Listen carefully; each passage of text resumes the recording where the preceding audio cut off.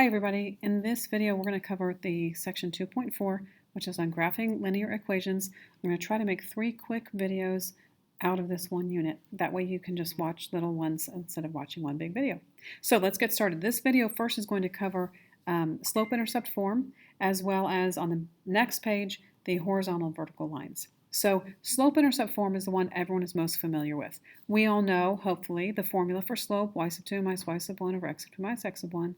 We all know slope is rise over run. And another way to say that, some of you might have learned this, is delta y over delta x. That means change in y over change in x.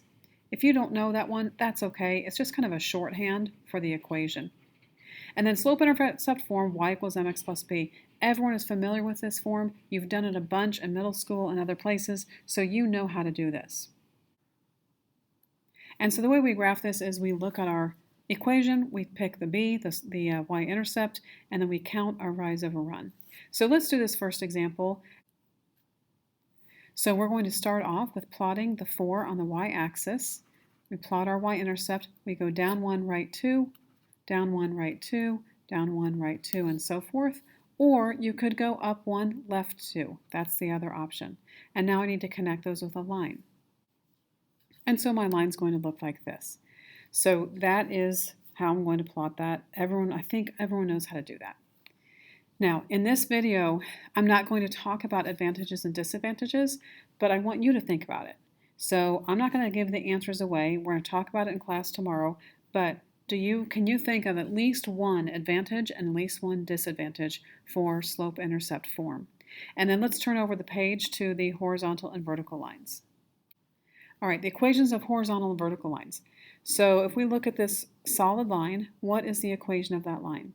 Well, it hits the 3 on the y-axis, so it is y equals 3. I accidentally have arrows from before. I'm going to leave them because it looks kind of fun. And how about the slope of this line? What is its slope? Well, rise over run, it has 0 rise and a lot of run, so the slope is 0. Okay, how about the dashed line? The dashed line, again, it is a vertical line, and it hits the x-axis this time at -2. So its equation is x equals -2. The slope of this line, well, it has a lot of rise and no run, so its slope is undefined. All right, that's the end of our first video on graphing. We will pick up for 2 more videos on each of the other 2 graphs.